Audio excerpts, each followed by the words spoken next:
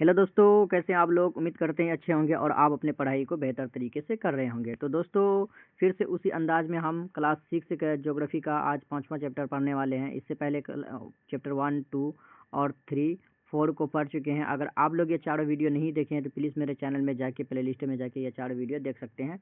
उसके बाद आपको ये 5वां वीडियो आके देखना है। तो चलिए दोस्तों, हम लोग चैप्टर को स्टार्ट करते हैं। तो सबसे पहले क्या है, इस चैप्टर का नाम जान लेते हैं कि आखिर इस चैप्टर का नाम क्या है। तो पहला इस चैप्टर का नाम है पृथ्वी के प्रमुख परिमंडल। पृथ्वी के प्रमुख परिमंडल के बारे में आज हम लोग पढ़ेंगे। ये 5वां चैप्टर है क्लास 6 का ज्योग्राफी का। ये 5वां चैप्टर एनसीईआरटी का है, प्योर एनसीईआरटी का जो होता है उसी का है।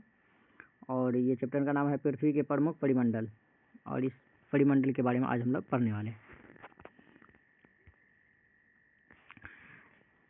जैसे कि आप पहले अध्याय में पढ़ चुके हैं कि पृथ्वी एकमात्र ऐसा ग्रह है जहाँ जीवन संभव है। जी बिल्कुल, इससे पहले फर्स्ट वाला चैप्टर में ये चीज़ दिया हुआ है। अगर फर्स्ट चैप्टर आप लोग नहीं पढ़े हैं तो उस फर्स्ट वाले चैप्टर को आप पढ़ लीजिए। उसके बारे में, उस चैप्टर में ग्रह के बारे में, 8 ग्रहों के बारे में हम बता दिए हैं आपको बिल्कुल आसानी से और साधारण भाषा में। तो उस 8 ग्रह को आप लोग पढ़ लीजिएगा, उसके बाद आपको समझ में आएगा। तो कहता है कि पृथ्वी एकमात्र ऐसा ग्रह है जहाँ पर जीवन संभव है। जी बिल्कुल, पृथ्वी ही एक ऐसा मात्र ग्रह है जहाँ पर जीवन संभव है। इसके अलावा और कहीं जीवन संभव नहीं है। तो आप लोग बताइएगा, पृथ्वी जो है ना, सूर्य के एक चक्कर पूरा करने में कितना दिन का टाइम लेता है। सूर्य का एक चक्कर पूरा करने में पृथ्वी कितना दिन का टाइम लगता है। और पृथ्वी के पास कुल कितने उपग्रह हैं। चलिए उपग्रह हम बता देते हैं। पृथ्वी के पास कुल एक ही उपग्रह है, वो चंद्रमा है। और आप लोग बताइएगा कि पृथ्वी सूर्य के एक चक्कर पूरा करने में कुल कितना टाइम लेता है। आगे कहता है कि आगे है कि मानव यहाँ जीवित रह सकता है। बिल्कुल, पृथ्वी में मानव जीवित रह सकता है। हम लोग जो रहते हैं कहाँ रहते हैं, पृथ्वी के अंदर में है ना। पृथ्वी एक ग्रह है जिसके अंदर में हम लोग रहते हैं, और यहाँ पर मानव जीवित रहता है। बिल्कुल हम लोग जीवित हैं, क्योंकि जीवन के लिए आवश्यक तत्व, तो जीवन के लिए, जीवन जीने के लिए आवश्यक तत्व क्या क्या है। जैसे कि भूमि, जिस पर हम लोग रहते हैं घर बना के, जैसे कि ज़मीन जहाँ पे रहते हैं घर बना के, जहाँ पे हम लोग चलते हैं, उसको भूमि कहा जाता है। जीवन जीने के लिए भूमि का भी जरूरी पड़ता है, जल का भी, क्योंकि जल नहीं रहेगा तो हम उसका इस्तेमाल कैसे करेंगे। जैसे हमको प्यास लगेगा तो क्या पिएंगे हम, तो जल का भी बहुत अहम भूमिका है जीवन जीने के लिए।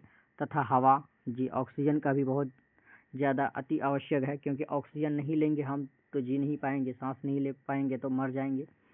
और पृथ्वी पर मौजूद, पृथ्वी की सतह ऐसी है जिसमें पर्यावरण के 3 महत्वपूर्ण घटक हैं। और पर्यावरण के वो 3 महत्वपूर्ण घटक क्या है ये जानते हैं। आपस में मिलते हैं तथा एक दूसरे को प्रभावित करते हैं। मतलब पर्यावरण के कुछ ऐसे घटक, पर्यावरण किसे कहते हैं, जैसे हमारे चारों ओर फैले जितने भी चीज़ है जिनसे हमें लाभ मिलता है, जिनसे हमारी ज़रूरत पूरा होता है, वो हमारे पर्यावरण है। उसके बाद पृथ्वी, पृथ्वी का ठोस भाग जिस पर हम रहते हैं। हम किस पृथ्वी के किस भाग पे रहते हैं, ठोस भाग। जैसे कि ज़मीन है जहाँ पे हम लोग रहते हैं, ये क्या ठोस है ना। जहाँ पे हम लोग रहते हैं उसे भूमंडल कहा जाता है। भूमंडल किसे कहते हैं, पृथ्वी का ऐसा भाग। याद रखिएगा कि अगर पूछ लेगा आपको एग्जाम में, क्वेश्चन में पूछ लेगा कि पृथ्वी का ऐसा भाग जहाँ पे ठोस पाया जाता है, पृथ्वी का ऐसा भाग जहाँ पे ठोस रहता है, उसे क्या कहा जाता है, उसे भूमंडल कहा जाता है। या भूमंडल किसे कहते हैं, पृथ्वी का ऐसा भाग जहाँ पे ठोस रहता है, यानी ठोस जैसी आकृति बना रहता है, उसे भूमंडल कहा जाता है। गैस की परतें जो पृथ्वी को चारों ओर से घेरता है, उसे वायुमंडल कहा जाता है। जैसे हमारे पृथ्वी के चारों ओर से घेरा हुआ कौन है, वायुमंडल है। और उसके अंदर में, वायुमंडल के अंदर में क्या पाया जाता है, गैस पाया जाता है। तो गैस के परतें जो चारों ओर से पृथ्वी को घेरता है, उसे वायुमंडल कहा जाता है। यहाँ याद रखिएगा, भूमंडल किसे कहा जाता है, जहाँ पे ठोस आकृति रहता है उसे भूमंडल कहा जाता है, जिस पर हम लोग रहते हैं। और हमारे ऊपर में पृथ्वी के चारों ओर फैले हुए जो वायुमंडल है, जैसे गैस से फैला हुआ चारों तरफ पृथ्वी का, उसे वायुमंडल कहते हैं। जहाँ ऑक्सीजन, नाइट्रोजन, कार्बन डाइऑक्साइड तथा दूसरी गैस पाई जाती है। जैसे कि ये हमारे पूरे वायुमंडल में जो है ना, ऑक्सीजन भी गैस पाया जाता है, नाइट्रोजन पाया जाता है, कार्बन डाइऑक्साइड पाया जाता है। इसके अलावा और भी अन्य कई सारे गैसें पाए जाते हैं। आगे है, पृथ्वी के बहुत बड़े भाग पर जल पाया जाता है। जी पृथ्वी पे जो है ना सबसे ज़्यादा जल पाया जाता है। 71% जल पाया जाता है पृथ्वी के। कितना? 71% जल पाया जाता है लगभग हमारी पृथ्वी में। सबसे ज़्यादा जल ही है पृथ्वी में, जिसे जलमंडल कहा जाता है। जहाँ जल पाया जाता है उसे जलमंडल कहा जाता है। जहाँ भू आकृति रहता है, जैसे कि ठोस जैसे आकृति बना रहता है, उसे भू मंडल कहा जाता है। और जहाँ पे वायु रहता है उसे वायुमंडल कहा जाता है। जिस परत में वायु पाया जाता है उसे वायुमंडल कहा जाता है। जलमंडल में जल की सभी अवस्थाएं, जैसे कि बर्फ, जल और जल वाष्प सम्मिलित है। जल मंडल में क्या क्या सम्मिलित है, ये याद रखिएगा आप लोग कि जल मंडल में क्या क्या सम्मिलित है। जैसे कि बर्फ, बर्फ किससे बनता है? जल से, यानी पानी से ही बनता है ना। तो जल, उसके बाद जल वाष्प। जल वाष्प का मतलब क्या हुआ? जैसे कि जल है, जल में आप किसी मतलब जल में आप ताप दीजिएगा ना, जैसे कि गर्मी के मौसम में धूप पड़ता है जल में, तो वह वाष्प बन के जो है ऊपर की ओर उड़ने लगता है, उसी को जल वाष्प कहा जाता है। और आगे है जीव मंडल एक जीवित क्षेत्र है। जीव मंडल क्या है? एक जीवित क्षेत्र है जहाँ स्थल, जल एवं हवा एक साथ मिलते हैं। देखिए, स्थल, जल और हवा तीनों, जैसे कि भूमंडल, वायुमंडल और जलमंडल, तीनों चीज को जब मिला दिया जाता है तो उसे जैव मंडल कहा जाता है। वही कहा जाता है जैव मंडल एक जीवित क्षेत्र है जहाँ स्थल, जल एवं हवा तीनों चीज एक साथ मिलते हैं, जहाँ सभी प्रकार के जीवन पाए जाते हैं, उसे जीवन मंडल का है। जहाँ पर मतलब सभी प्रकार की चीजें पाई जाती है जिससे हम जीवित रह सके, उसे जीव मंडल कहा जाता है, याद रखिएगा। आगे है, आइए इसको पढ़ लेते हैं। यहाँ से सवाल पूछे जाते हैं और पूछे भी गए हैं, इसको पढ़ना बहुत ज़रूरी होता है। आगे कहता है कि ग्रीक भाषा में, मतलब ग्रीक भाषा में, इधर उसके भाषा का दिया हुआ है कि किसको क्या कहा जाता है। जैसे लिथास का अर्थ क्या होता है? ग्रीक भाषा में लिथास का अर्थ होता है पत्थर, याद रखिएगा। ग्रीक भाषा में लिथास का अर्थ क्या होता है? पत्थर। और एटमॉस का अर्थ क्या होता है? वाष्प। एटमॉस का अर्थ क्या होता है? वाष्प। हुडर का अर्थ क्या होता है? जल, याद रखिएगा। हुडर का अर्थ होता है जल, और बायोस का अर्थ होता है जीवन। और यहाँ आगे कहता है क्या आप इनसे और अधिक शब्द बना सकते हैं? जी बिल्कुल बना सकते हैं, तो आप बना लीजिएगा। और लेकिन इन सबको याद रखिएगा, बहुत वीवीआई है, इसको वीवीआई कर लीजिए और अपने कॉपी में नोट डाउन कर लीजिए और लिख लीजिए, और इसको याद भी कर लीजिए। लिथास का अर्थ पत्थर, एटमस का अर्थ वाष्प, हुडर का अर्थ होता है जल, और बायोस का अर्थ होता है जीवन। ये तो एग्जाम में पूछा गया है, एटमस का अर्थ क्या होता है, और ये भी लिथास भी पूछा गया है, इसीलिए इसको याद रखना बहुत ज़रूरी होता है। आगे पढ़ते हैं। अब एक एक करके हम लोग सब चीज़ पढ़ेंगे, मतलब जैसे भूमंडल था, वायुमंडल था और जलमंडल था, सभी को एक एक करके पढ़ते जाएंगे। तो आप अभी हम भूमंडल के बारे में पढ़ रहे हैं। पृथ्वी के ठोस भाग को भूमंडल कहा जाता है। भूमंडल किसे कहा जाता है? पृथ्वी के ठोस भाग को भूमंडल कहा जाता है, जहाँ पर हम लोग जैसे कि रहने के लिए घर बनाते हैं, वही है भूमंडल। यह भूपर्पट्टी की चट्टानों तथा मिट्टी की पतली परतों का बना होता है।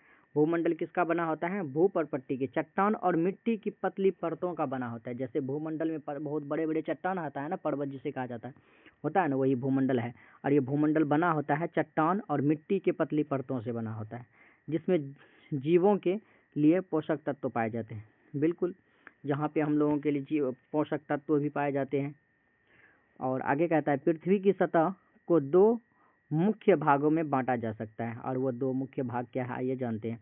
बड़े स्थलीय भूभाग को महाद्वीप के नाम से जाना जाता है। मतलब पृथ्वी को दो भागों में बांटा गया है। पृथ्वी को आगे कर देते हैं थोड़ा, जैसे यहाँ से पढ़ते हैं। फिर पृथ्वी की सतह को दो भागों में बांटा गया है। पृथ्वी की सतह को जो है ना, दो भागों में बांटा गया है, याद रखिएगा। और बड़े स्थलीय भूभाग को महाद्वीप कहा जाता है, यानी महाद्वीप के नाम से जाना जाता है। तथा बड़े जलाशयों को मतलब महासागरीय बेसिन के नाम से जाना जाता है। मतलब जलीय वाले भाग को महासागरीय बेसिन के नाम से जाना जाता है। स्थल वाले भाग को महाद्वीप के नाम से जाना जाता है, और जलीय भाग को महासागरीय बेसिन के नाम से जाना जाता है। विश्व के सभी महासागर आपस में एक दूसरे से जुड़े हुए हैं, ये याद रखिएगा, बहुत इंपॉर्टेंट है। यह पूछा जाता है यहाँ से कि विश्व के सभी महासागर आपस में एक दूसरे से क्या जुड़े हुए हैं, तो आप बता सकते हैं कि आपस में एक दूसरे से जुड़े हुए हैं। और आगे है कि विश्व के मानचित्र को देखिए, क्या सभी स्थलीय भूभाग एक दूसरे से आपस में जुड़े हुए हैं? आप विश्व के माप मतलब वर्ल्ड का माप देख के आप पता कर सकते हैं कि सारे स्थलीय भूभाग जितने हैं ना, क्या वो एक दूसरे से जुड़े हुए हैं, तो आपको पता चलेगा कि जुड़े हुए हैं या नहीं। आगे चल के हम अभी दिखा देंगे आपको। विश्व का मैप भी दिया हुआ है इसमें। आगे है कि समुद्र जल का तल सभी जगह समान होता है। मतलब समुद्र के अंदर में जो जल का तल होता है ना, जैसे ये पानी है, इधर नदी है, जैसे ये बड़ा सा नदी है, और ये जो तल है ना, ये तल आपस में सभी जगह समान होता है, मतलब बराबर होता है। ये कहा जाता है समुद्र जल का तल सभी जगह समान होता है। स्थल की ऊंचाई को समुद्र तल से मापा जाता है। और ये स्थल की इधर स्थल हो गया, और यहाँ समुद्र तल। ये स्थल की ऊंचाई को जो है ना, कहाँ से मापा जाता है? समुद्र के तल से मापा जाता है। स्थल की ऊंचाई को याद रखिएगा, स्थल की ऊंचाई को समुद्र तल से मापा जाता है, जिसे शून्य माना जाता है, और उसे शून्य भी माना जाता है। और यहाँ से एक सवाल पूछे गए हैं कि स्थल की ऊंचाई को समुद्र तल से मापा जाता है, उसे क्या कहा जाता है? तो उसे शून्य कहा जाता है, याद रखिएगा। आगे है,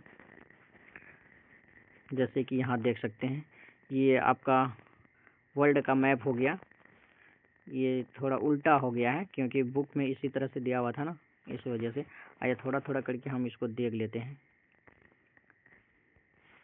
आप अपने, अगर आपके पास बुक नहीं है तो बुक खरीद लीजिएगा, उसके बाद आप अपने बुक में देख सकते हैं इसके बारे में।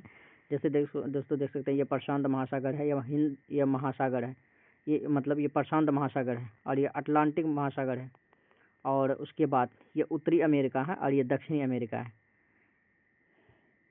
उसके बाद आगे करते हैं थोड़ा, ये हो गया आपका अफ्रीका, ये यूरोप हो गया, और ये हो गया आपका एशिया, ये आपका एशिया हो गया। यहीं एशिया के जस्ट नीचे में ये आपका इंडिया हो गया, अपना वाला, ये है ना, एशिया के जस्ट नीचे में, एशिया महाद्वीप के जस्ट नीचे में आपका इंडिया हो गया, मतलब हम लोगों का इंडिया। और ये हिंद महासागर, अपना इंडिया के जस्ट नीचे में हिंद महासागर। इंडिया का मैप देखिएगा, उसके जस्ट नीचे में हिंद महासागर है ना, जो कि हिंद महासागर ही एक ऐसा, मतलब अपना भारत ही एक ऐसा देश है जो जो एक महासागर के नाम से जाना जाता है, उसका नाम है हिंद महासागर। आगे है, यहाँ है ये ऑस्ट्रेलिया, इसके बारे में भी अभी हम लोग पढ़ेंगे। और ये अंटार्कटिका है, जहाँ पे सिर्फ बर्फ पाया जाता है, और यहाँ पे सिर्फ शोध केंद्र है, मतलब सभी देशों का शोध केंद्र। यहाँ जीवन संभव नहीं है, यहाँ पर सिर्फ शोध करने के लिए आता है। आगे देखते हैं।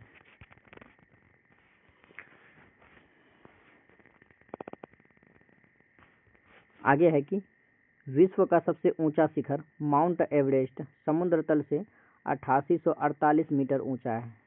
ये अगर आपको पता नहीं है तो याद रखिएगा, विश्व का सबसे ऊंचा शिखर जिसका नाम है माउंट एवरेस्ट, और उसकी ऊंचाई समुद्र तल से कितना है? 8848 मीटर है। बहुत बार एग्जाम में पूछा गया। और विश्व का सबसे गहरा भाग प्रशांत महासागर है। विश्व का सबसे गहरा भाग है प्रशांत महासागर, याद रखिएगा। विश्व का सबसे गहरा भाग प्रशांत महासागर। मरियाना गर्त है, विश्व का सबसे गहरा भाग प्रशांत महासागर के अंदर में एक गर्त है जिसको कहा जाता है मरियाना गर्त। सबसे गहरा भाग है मरियाना गर्त, जिसकी गहराई 11,022, यानी कि 11, इसे या सिंपल याद कर रखने के लिए आपको याद करना है 11,022 मीटर है। मरियाना गर्त की गहराई कितना है? 11,022 है, 11,022 मीटर है क्या मरियाना, यानी कि प्रशांत महासागर का मरियाना गर्त की गहराई कितना है? 11,022 मीटर है। क्या आपने कभी कल्पना की है कि समुद्र की गहराई पृथ्वी के सबसे ऊंचे भाग से इतनी अधिक क्यों हो सकती है? आइए जानते हैं आखिर क्यों हो सकता है। अब हम लोग पढ़ेंगे महाद्वीप के बारे में। पृथ्वी पर 7 प्रमुख महाद्वीप हैं। पृथ्वी पर कुल कितना महाद्वीप है? 7 प्रमुख महाद्वीप पाया जाता है। ये विस्तृत जल राशि के द्वारा एक दूसरे से अलग है। मतलब सारे महाद्वीप जो है ना, एक दूसरे से जुड़े हुए नहीं है, सारे महाद्वीप एक दूसरे से अलग है। और ये महाद्वीप जैसे कि एशिया, यूरोप, अफ्रीका, उत्तरी अमेरिका, दक्षिणी अमेरिका, ऑस्ट्रेलिया तथा अंटार्कटिका चित्र 5.1 में जैसे देख सकते हैं आप। विश्व के मानचित्र को देखिए और ध्यान दीजिए कि स्थल का बहुत बड़े भूभाग उत्तरी गोलार्ध में पाया जाता है। मतलब स्थल का जो है ना, जितने भी स्थल पाए जाते हैं उनके सबसे बड़ी भूभाग जो है ना उत्तरी गोलार्ध में आपको मिलेगा। आगे है, अब एक एक करके सभी महाद्वीप के बारे में हम लोग पढ़ेंगे। सबसे पहला है एशिया महाद्वीप, इसको याद रखिएगा। विश्व का सबसे बड़ा महाद्वीप है एशिया महाद्वीप, विश्व का सबसे बड़ा महाद्वीप है। आइए मैप में दिखा देते हैं ये विश्व का सबसे बड़ा महाद्वीप है या नहीं। जैसे कि देख सकते हैं, ये हो गया आपका एशिया, जैसे कि यही है एशिया। एशिया महाद्वीप जो है ना, विश्व यानी पूरी दुनिया का सबसे बड़ा महाद्वीप हो गया आपका ये एशिया महाद्वीप। ये एशिया महाद्वीप, ये यूरोप महाद्वीप, एक एक करके अभी पढ़ेंगे हम लोग। एशिया महाद्वीप के बारे में भी पढ़ रहे हैं कि जो कि विश्व का सबसे बड़ा महाद्वीप है। याद रखिएगा, एग्जाम में सवाल बनता है यहाँ से कि विश्व का सबसे बड़ा महाद्वीप क्या है, उसको एशिया महाद्वीप कहा जाता है। आगे है, यह पृथ्वी के कुल क्षेत्रफल के 1/3 भाग में फैला हुआ है। पता है, पृथ्वी के कुल क्षेत्रफल का 1/3 भाग में यही महाद्वीप फैला है, जिसको एशिया महाद्वीप कहा जाता है। पृथ्वी के कुल 1/3 भाग में फैला हुआ है। यह महाद्वीप पूर्वी गोलार्ध में स्थित है। एशिया महाद्वीप कहाँ पे स्थित है? पूर्वी गोलार्ध में। और कर्क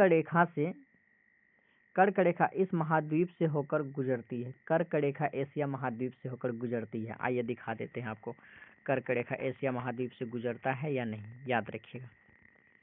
जैसे कि दोस्तों देख सकते हैं, ये हो गया आपका कर्क रेखा। क्या है ये? देखिए, ये वाला रेखा दिखाई दे रहा है आपको, ये छोटा छोटा दिखाई दे रहा है डॉट डॉट करके। और ये हो गया आपका कर्क रेखा, ये विषुवत रेखा और ये मकर रेखा। और ये कर्क रेखा 23.5 डिग्री का होगा, और विषुवत रेखा 0 डिग्री का होता है, और मकर रेखा भी 23.5 डिग्री का होता है। तो कर्क रेखा ही एक ऐसा रेखा है जो कि एशिया महाद्वीप से होकर गुजरता है। जैसे देख सकते हैं, यहाँ से गुजरा, ये एशिया महाद्वीप का भाग है, यहाँ से गुजरा, इसी तरह से यहाँ गुजरा। जैसे यहाँ इंडिया आपका, इंडिया के बीचों बीच से काटता है ये कर्क रेखा, इंडिया को 23.5 डिग्री पर बीचों बीच से काट देता है ये कर्क रेखा। और भारत के कुल कितने राज्य से कर्क रेखा गुजरता है, ये आप लोग कमेंट सेक्शन में जल्दी बताइए, हम लास्ट में आपको बता देंगे कि कितने राज्य से गुजरता है। चलिए और आगे देखते हैं।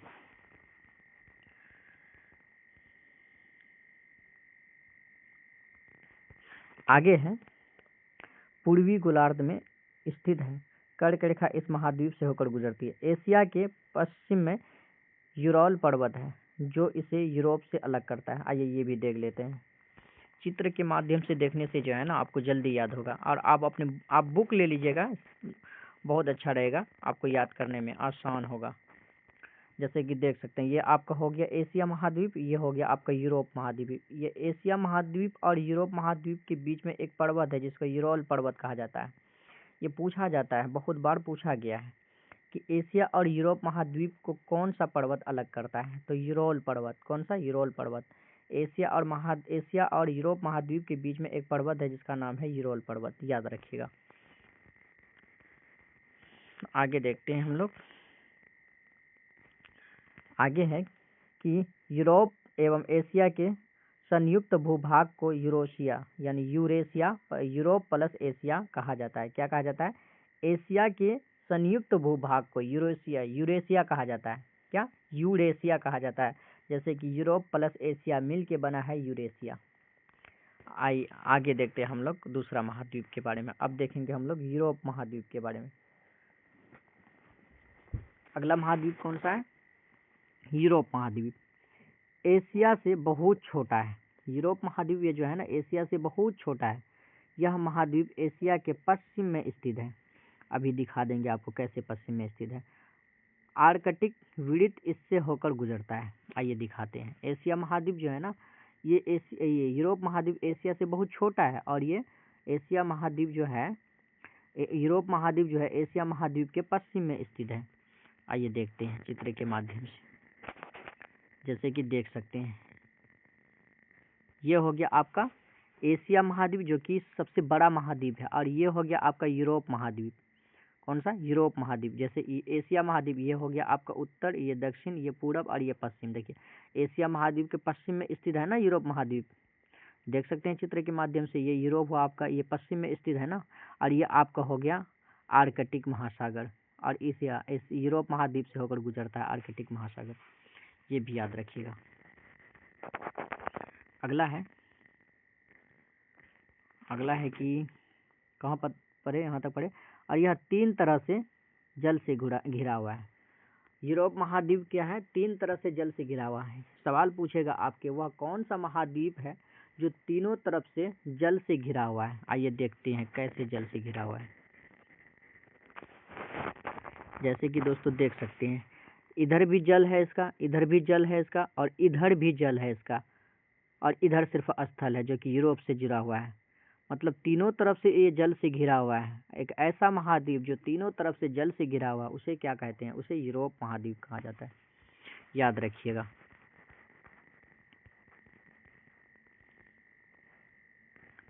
आगे है,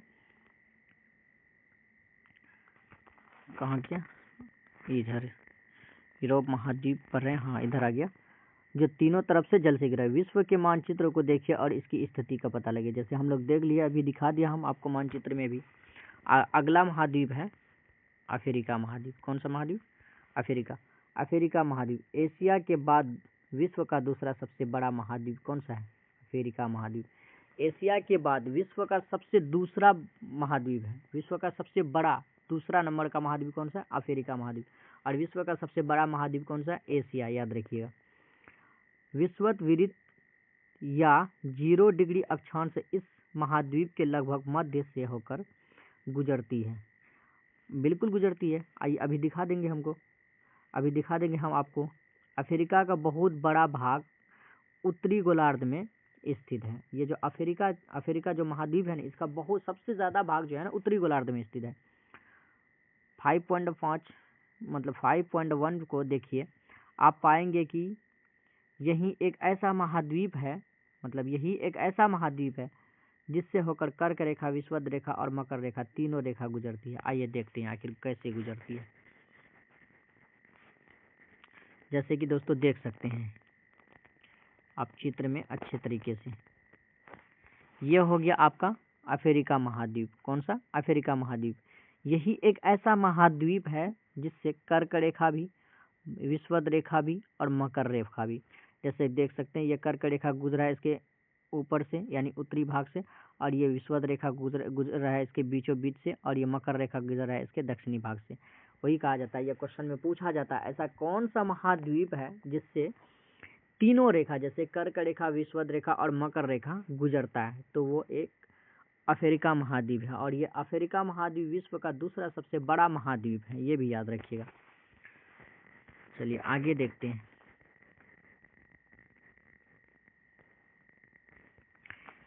आगे है कि सहारा रेगिस्तान, सहारा का रेगिस्तान विश्व का सबसे बड़ा गर्त रेगिस्तान है।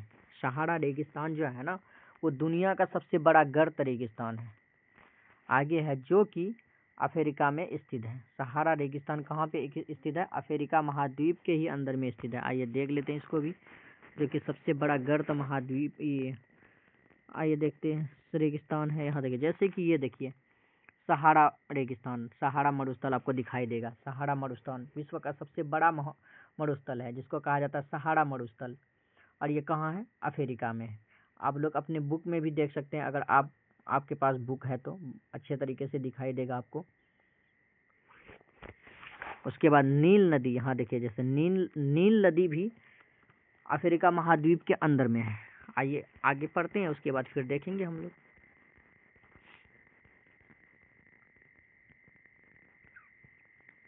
आगे है कि यह महाद्वीप चारों तरफ से समुद्रों एवं महासागरों से घिरा हुआ है, बिल्कुल घिरा हुआ है। विश्व के मानचित्र को देखिए, आप देखेंगे कि विश्व की सबसे लंबी नदी यानी कि नील नदी विश्व का सबसे लंबा नदी है, ये याद रखिएगा। विश्व की सबसे लंबी नदी नील नदी अफ्रीका से होकर गुजरती है। अफ्रीका का मानचित्र देखिए तथा पता करिए कर्क रेखा, मकर रेखा और विषुवत रेखा विदित इसके किन किन भागों से होकर गुजरती है। जैसे आइए देखते हैं हम लोग फिर एक बार। जैसे ये हो गया आपका अफ्रीका महाद्वीप, और इसी अफ्रीका महाद्वीप के अंदर में सहारा रेगिस्तान है, और इसी के अंदर में विश्व का सबसे लंबी नदी जिसको कहा जाता है नील नदी, ठीक है। उसके बाद बोला गया है कि कर्क रेखा, विषुवत रेखा और मकर रेखा। कर्क रेखा उत्तर में है और विषुवत रेखा इसके मध्य में है, मकर रेखा इसके दक्षिण में है। चलिए अब आगे देखते हैं। अब पढ़ेंगे हम लोग उत्तरी अमेरिका के बारे में। किसके बारे में? उत्तरी अमेरिका के बारे में। विश्व का तीसरा सबसे बड़ा महाद्वीप है ये उत्तरी अमेरिका जो है ना, विश्व का सबसे बड़ा तीसरा सबसे बड़ा महाद्वीप है। यह दक्षिणी अमेरिका से एक संकरे स्थल से जुड़ा है जिसे पनामा जल संधि कहा जाता है। आइए ये भी आपको दिखा देते हैं कि ये दक्षिणी अमेरिका से कैसे जुड़ा हुआ है। जिसे पनामा जल संधि कहा जाता है। उत्तरी अमेरिका दक्षिणी अमेरिका से जुड़ा हुआ है। जैसे ये हो गया आपका उत्तरी अमेरिका और ये दक्षिणी अमेरिका, और ये उत्तरी अमेरिका और दक्षिणी अमेरिका जो यहाँ से थोड़ा सा जुड़ा हुआ है ना, यही कहा जाता है, इसी को कहा जाता है पनामा जल संधि। क्या? पनामा जल संधि, इसी को कहा जाता है पनामा जल संधि। जैसे देख सकते हैं छोटा सा जुड़ा हुआ है, ये भाग थोड़ा सा जुड़ा हुआ है, इसी को पनामा जल संधि कहा जाता है, जल के द्वारा जुड़ा हुआ है। आगे देखते हैं आगे क्या कह रहा है। आगे कह रहा है कि कहा जाता है यह महाद्वीप पूरी तरह से उत्तरी एवं पश्चिमी गोलार्ध में स्थित है। और ये उत्तरी अमेरिका जो है ना, उत्तरी और पश्चिमी गोलार्ध में है। यह महाद्वीप 3 महासागर से घिरा हुआ है। क्या आप इन महासागर के नाम बता सकते हैं? जैसे आइए देखते हैं। 3 महासागर के से घिरा हुआ है उत्तरी अमेरिका। जैसे देख सकते हैं दोस्तों, ये हो गया आपका उत्तरी अमेरिका, इधर प्रशांत महासागर और इधर अटलांटिक महासागर हो गया आपका, है ना। इधर प्रशांत महासागर और इधर अटलांटिक महासागर। इसके नीचे में देखोगे तो आर्कटिक महासागर, जैसे कि यहाँ देख सकते हैं अंटार्कटिका, ये हो गया आपका अंटार्कटिका महासागर। उसके ये तीनों तरफ से महासागर से घिरा हुआ है। ठीक है, आगे देखते हैं।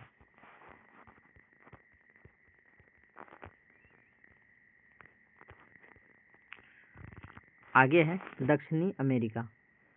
अधिकांश भाग दक्षिणी गोलार्ध में स्थित है। इसके पूर्व एवं पश्चिम में कौन 2 महासागर स्थित है? विश्व की सबसे लंबी पर्वत श्रृंखला एंडीज इसके उत्तर से दक्षिण की ओर फैली हुई है। विश्व का सबसे लंबी पर्वत श्रृंखला का नाम क्या है? एंडीज। विश्व का सबसे लंबी पर्वत श्रृंखला है ये, सबसे लंबी पर्वत श्रृंखला। सबसे लंबी नदी नील नदी है, जो कि अफ्रीका में है। सॉरी, अफ्रीका में नहीं है। आइए देख लेते हैं एक बार और, शायद अफ्रीका में ही है। हाँ, अफ्रीका में नील नदी विश्व का सबसे बड़ा नदी है, नील नदी, जो कि अफ्रीका में है। और ये कहा कि विश्व का सबसे लंबी पर्वत, जैसे देख सकते हैं एंडीज पर्वत यहाँ है दक्षिण अमेरिका में। क्या है?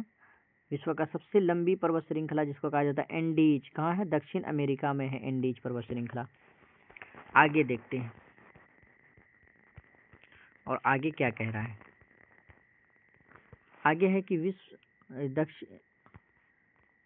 दक्षिण अमेरिका में विश्व की सबसे बड़ी नदी, जिसको अमेजन नदी भी कहा जाता है, और दक्षिण अमेरिका के अंदर में विश्व की सबसे बड़ी नदी भी है, जिसको अमेजन नदी कहा जाता है। इस नदी के बारे में भी याद रखिएगा। आइए अब आपको यहाँ चित्र के माध्यम से दिखा देते हैं। जैसे स्थल जल संधि। स्थल जल संधि एक सकड़ा भाग होता है जो 2 बड़े स्थलीय भागों को एक दूसरे से जोड़ता है।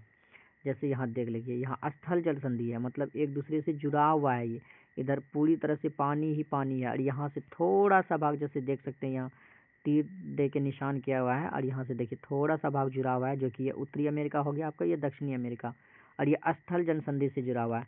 और अपना भारत जो है श्रीलंका से जल संधि मतलब पाक जल संधि से जुड़ा हुआ है। यहाँ जल संधि से जुड़ा हुआ, क्योंकि यहाँ जल है इसके बीच में, और यहाँ स्थल से, यानी कि ये जुड़ा हुआ स्थल से, इसीलिए इसे स्थल जल संधि कहा जाता है। यहाँ जल से जुड़ा हुआ है, इसीलिए पाक जल संधि कहा जाता है। भारत एवं श्रीलंका के बीच में एक स्थित जल संधि का नाम बताया, जिसे पाक जल संधि कहा जाता है। ठीक है, याद रखिएगा इसको अच्छा से। अब आगे और अगला महाद्वीप है कि ऑस्ट्रेलिया विश्व का सबसे छोटा महाद्वीप है। ये भी सवाल पूछे जाते हैं, विश्व का सबसे छोटा महाद्वीप कौन सा है? तो ऑस्ट्रेलिया महाद्वीप, जो पूरी तरह से दक्षिणी गोलार्ध में स्थित है।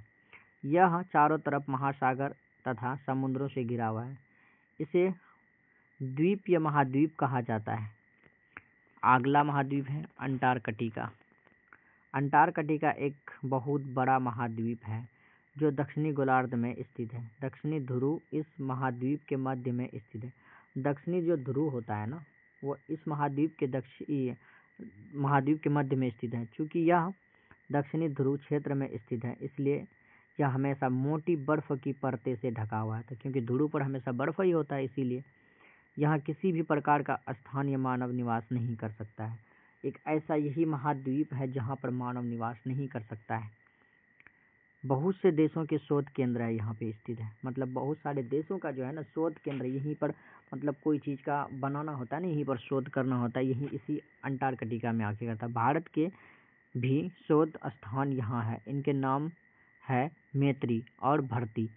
भारत का जो है ना अंटार्कटिका में भारत का शोध केंद्र है और उनका नाम है मैत्री तथा भर्ती। ये याद रखिएगा, बहुत इंपॉर्टेंट है, इसका नाम पूछे जाते हैं कि अंटार्कटिका में भारत के 2 शोध केंद्रों का नाम बताएं। उनका नाम है मैत्री और भारती। मैत्री और भारती। आगे देखते हैं जल मंडल के बारे में। अब आ गया जलमंडल। जलमंडल क्या होता है? पृथ्वी को नीला ग्रह कहा जाता है। पृथ्वी को क्या कहा जाता है? नीला ग्रह। पृथ्वी का, और क्यों कहा जाता है आइए जानते हैं। पृथ्वी का 71% भाग जो है ना जल तथा 29% भाग स्थल है। अब बोलो, पृथ्वी का 71% भाग जल है, 29% भाग स्थल है, इसीलिए जल ज़्यादा है, इसीलिए इसे नीला ग्रह कहा जाता है। जलमंडल जल के सभी रूप उपस्थित हैं। इसमें महासागर एवं नदी, झीलें, हिमनदें, भूमिगत जल तथा वायुमंडल की जलवाष्प भी सम्मिलित है। मतलब जलमंडल के अंदर भी ये सारी चीज़ सम्मिलित है। पृथ्वी पर पाए जाने वाले जल का 97% से अधिक भाग महासागरों में पाया जाता है। 97% भाग महासागर में पानी है। मतलब सबसे ज़्यादा पानी कहाँ है? पृथ्वी में जितने भी स्थल भाग हैं ना उनमें से महासागरों में सबसे ज़्यादा पानी है, 97%। वह इतना अधिक खारा होता है, और ये महासागर का पानी जो है ना नमकीन होगा, आपको खारा दिखाई देगा। और उसको जैसे कभी भी आप कोई भी बीच गए हैं ना, वहाँ का पानी देखिएगा, आपका मुंह में गया होगा तो नमकीन लगा होगा, वही कहा जाता है महासागरों का पानी नमकीन होता है। और वो 97% पानी पाया जाता है महासागरों में, याद रखिएगा। सवाल बनता है यहाँ से। और यहाँ कुछ चित्र दिया हुआ है, जैसे कि ये उत्तरी अमेरिका, ये दक्षिणी अमेरिका, ये यूरोप हो गया आपका, ये एशिया हो गया। सबसे बड़ा महाद्वीप, दूसरा सबसे बड़ा महाद्वीप, और तीसरा सबसे बड़ा महाद्वीप देख लिया आप लोग। और सबसे छोटा महाद्वीप ऑस्ट्रेलिया। और नील नदी कहाँ पे है? यहाँ पे अफ्रीका में है, याद रखिएगा। यह हो गया आपका अंटार्कटिका, जहाँ बर्फ है, शोध केंद्र है। आइए आगे देखते हैं। आगे है कि मानव के उपयोग में नहीं आ सकता है। शेष जल बहुत बड़ा भाग बर्फ परतों एवं हिमनदों तथा भूमिगत जल के रूप में पाया जाता है। जल का बहुत कम भाग अलवण जल के रूप में पाया जाता है, जो मनुष्य के इस्तेमाल में आता है। जी, बहुत कम ही भाग जो अलवणीय है, मतलब लवण नहीं, नमक नहीं पाया जाता, जो पीने योग्य है, बहुत कम, नहीं तो सबसे ज़्यादा लवणीय जल है। यही कारण है कि नीले ग्रह में रहने वाले बावजूद हम पानी की कमी महसूस करते हैं। नीले ग्रह किसे कहा जाता है? पृथ्वी, इसीलिए कहा जाता है कि नीले ग्रह में रहने वाले लोग, जैसे हम लोग पानी का बहुत ज़्यादा मतलब यूं ही खपत कर देते हैं, जिसकी वजह से पानी हमारे पृथ्वी पे पीने योग्य कम ही है, लेकिन फिर भी हम पानी को बर्बाद करते जाते हैं। इसीलिए आज से ही आप खुद पानी को बचाने की कोशिश कीजिए, ताकि आने वाली पीढ़ी में ये पानी का इस्तेमाल करने के लिए लग जाए। वो भी उन लोगों के लिए, सतत विकास कहा जाता है ना, आने वाली पीढ़ी के लिए बचाए, फालतू का पानी बर्बाद ना करें। आगे है कि महासागर के बारे में। महासागर जलमंडल के मुख्य भाग है। महासागर किसका है? जलमंडल, महासागर के अंदर मतलब पानी होता है, इसलिए जलमंडल के मुख्य भाग है। ये आपस में एक दूसरे से जुड़े हैं। महासागरीय जल हमेशा गतिशील रहता है। किसका जल गतिशील रहता है? महासागर के जल हमेशा गतिशील रहता है, जैसे तरंगे, ज्वार भाटा तथा महासागरीय धाराएं। महासागर जल की 3 मुख्य गतियां हैं। बड़े से छोटे आकार के आधार पर क्रमशः 5 महासागर प्रमुख है, जैसे प्रशांत महासागर, अटलांटिक महासागर, हिंद महासागर, दक्षिणी महासागर तथा आर्कटिक महासागर। ये 5 महासागर बहुत इंपॉर्टेंट महासागर है। आइए जानते हैं। सबसे पहले प्रशांत महासागर सबसे बड़ा महासागर है, इसको याद रखिएगा। प्रशांत महासागर ये सबसे बड़ा महासागर है। यह पृथ्वी के 1/3 भाग पर फैला है। पृथ्वी का सबसे गहरा भाग मरियाना गर्त, जो कि प्रशांत महासागर। ये मरियाना गर्त कितना मीटर लंबा है, आप लोग कमेंट सेक्शन में बताइए। इससे पहले हम लोग पढ़ चुके हैं। प्रशांत महासागर लगभग वृत्ताकार है। प्रशांत महासागर वृत्त के आकार है। एशिया, ऑस्ट्रेलिया, उत्तरी एवं दक्षिणी अमेरिका इसके चारों ओर स्थित है। इसी प्रशांत महासागर के चारों ओर इन महासागरों की स्थिति पता लगाएं। आगे देखते हैं। अटलांटिक महासागर विश्व का दूसरा सबसे बड़ा महासागर है, ये भी याद रखिएगा। विश्व का दूसरा सबसे बड़ा महासागर अटलांटिक महासागर है। यह अंग्रेजी के एस आकार का है, मतलब अटलांटिक महासागर किस आकार का है? एस आकार का है। इसके पश्चिम किनारे पर उत्तरी एवं दक्षिणी अमेरिका है तथा पूर्वी किनारे पर यूरोप और अफ्रीका है। अटलांटिक महासागर की तटरेखा बहुत अधिक तंद्रुत है। यह अनियमित एवं तंद्रुत तट प्राकृतिक पोतासियों एवं पत्तनों के लिए आदर्श स्थिति है। व्यापार की दृष्टि से यह सबसे व्यस्त मतलब महासागर है, मतलब सबसे ज़्यादा व्यापार यहीं से किया जाता है, अटलांटिक महासागर से। हिंद महासागर ही एक ऐसा महासागर है जिसका नाम किसी देश के नाम पर है, यानी भारत के नाम पर रखा गया। हिंद महासागर एक ऐसा महासागर है जिनका नाम अपने भारत के नाम पर रखा गया। इससे पहले हम बता चुके हैं आपको। यह महासागर लगभग त्रिभुजाकार है। तीनों महासागर का आकृति याद रखिएगा कि कौन किस आकार का है, ये पूछे जाते हैं एग्जाम में। इसके उत्तर में एशिया, पश्चिम में अफ्रीका तथा पूर्व में ऑस्ट्रेलिया स्थित है, हिंद महासागर के। आगे देखते हैं। दक्षिणी महासागर अंटार्कटिका महाद्वीप को चारों ओर से घेरता है। यह अंटार्कटिका महाद्वीप से उत्तर की ओर 60 डिग्री दक्षिणी अक्षांश तक फैला हुआ है। आर्कटिक महासागर उत्तरी ध्रुव वृत्त में स्थित है। कहाँ है? उत्तरी ध्रुव वृत्त में, तथा यह उत्तरी ध्रुव के चारों ओर फैला है। यह प्रशांत महासागर से छिल्ले जल वाले एक संकरे भाग से जुड़ा है जिसे बेरिंग जल संधि के नाम से जाना जाता है।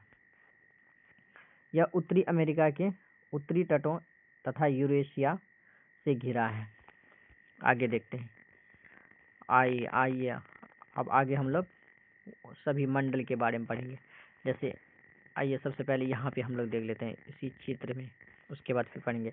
जैसे दोस्तों देखिए, सबसे पहले क्षोभ मंडल, उसके बाद संताप मंडल, उसके बाद मध्य मंडल, उसके बाद आयन मंडल, उसके बाद बहिर्मंडल। 1 2 3 4 5 ये पांचों मंडल को याद रखिए, क्योंकि इस पांचों मंडल से बहुत ज़्यादा सवाल बनते हैं। सबसे पहले क्रम पूछ लेते हैं कि सबसे पहले कौन सा है, उसके बाद कौन सा है। तो सबसे पहले क्षोभ मंडल, फिर संताप, फिर मध्य, उसके बाद आयन, उसके बाद बहिर्मंडल, याद रखिएगा। आइए एक एक करके अब हम लोग इसको पढ़ेंगे। वायुमंडल, हमारी पृथ्वी के चारों ओर से गैस एक परत से घिरी है जिसे वायुमंडल कहा जाता है। वायु की यह पतली परत इस ग्रह का महत्वपूर्ण एवं अटूट भाग है। यह हमें ऐसी वायु प्रदान करती है जिससे हम लोग सांस लेते हैं। यह वायुमंडल हम लोगों को सूर्य की कुछ हानिकारक किरणों से बचाता है। वायुमंडल हम लोगों को जो है ना, सूर्य के हानिकारक किरणों से बचाता है। आगे है कि वायुमंडल 1600 किलोमीटर की ऊंचाई तक फैला है। वायुमंडल की ऊंचाई कितना है? 1600 किलोमीटर। वायुमंडल को उनके घटकों, तापमान तथा अन्य के आधार पर 5 परतों में बांटा जाता है। इन परतों को पृथ्वी की सतह से शुरू करते ही क्षोभ मंडल, संताप मंडल, मध्य मंडल, आयन मंडल और बहिर्मंडल कहा जाता है। बिल्कुल, अभी हम लोग देखें जो आगे देखते हैं। वायुमंडल मुख्यतः ऑक्सीजन एवं नाइट्रोजन का बना होता है। वायुमंडल किसका बना होता है? याद रखिएगा, बहुत इंपॉर्टेंट है, पूछा जाता है।